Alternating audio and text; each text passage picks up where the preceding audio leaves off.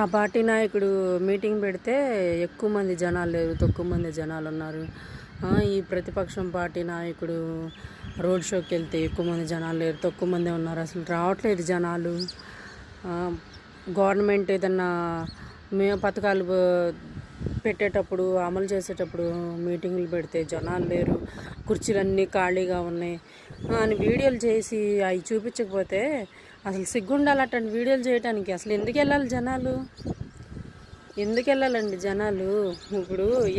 ఇప్పుడు ఒక నాయకుడు, ఒక సీఎం కానీ, ఎంపీ కానీ, ఎమ్మెల్యే కానీ మీటింగ్ పెడతారు. మీటింగ్ పెడితే అంటే ఎమ్మెల్యేకి ఎంతమంది, సీఎంకి ఎంతమంది, ఎంపీకి ఎంతమంది అని ఎస్టిమేషన్ వేసుకున్నాం మన మైండ్లకి.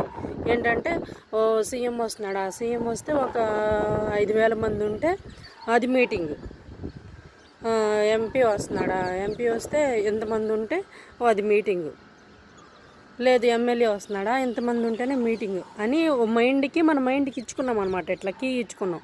ఆ కీ ఇచ్చుకుంటే ఈ బొమ్మ ఏం చేసిద్ది, ఇది మీరు మనం కీ ఇచ్చేసాం కదా, ఇది మనం ఆడమన్నట్టు ఆడిద్ది. అసలు ఎందుకు వెళ్ళాలి? ఆ జనాలు ఉంటే ఏంటి, లేకుంటే ఏంటి, వాళ్ళు వచ్చిన పని వాళ్ళు చక్కగా చేసుకుని వెళ్ళొచ్చును కదా. ఇంకా పథకాల అమలు గురించి అంటారా?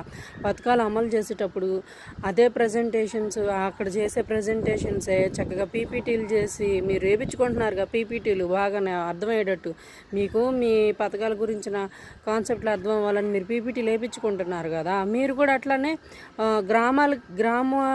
గ్రామాల వైజ్గా లేదంటే పట్టణాల వైజ్గా ఆ పీపీటీలు ప్రజెంటేషన్ చేపించండి.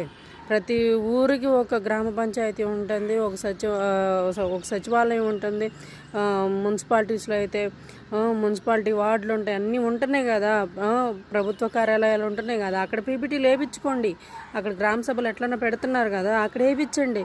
అంత మీరు డబ్బులు ఖర్చు పెట్టి అన్ని మీటింగ్లు అట్లా పెట్టి మనుషులను అంత తోలుకెళ్ళి అట్లా చేయాల్సినంత చేయటం వలన అప్పుడు వెళ్ళటానికి ఏమో కాలేజీ బస్సులు అట్లాంటివన్నీ పెడతారు. పెట్టడం ఆటోలు, కాలేజీ బస్సులు ఇట్లాంటివన్నీ పెట్టడం, మళ్ళీ దానికి డబ్బులు, అదంతా అసలు ప్రజల సొమ్ము ప్రజలే తింటున్నారు అంతే. మీ నాయకుడిని అట్లా తయారు చేసింది మనమే. ఆ నాయకుడికి దగ్గరికి 10 మంది మనుషులు లేకపోతే ఆ నాయకుడిగా కూడా గుర్తించట్లా. ఆ దౌర్భాగ్య పరిస్థితుల్లో మనం ఉన్నాము. ఆ డబ్బులు ఖర్చు చేయించేది మనమే, వాళ్ళని అట్లా తయారు చేసింది కూడా మనమే. వాళ్ళని అనేది ఏముంది?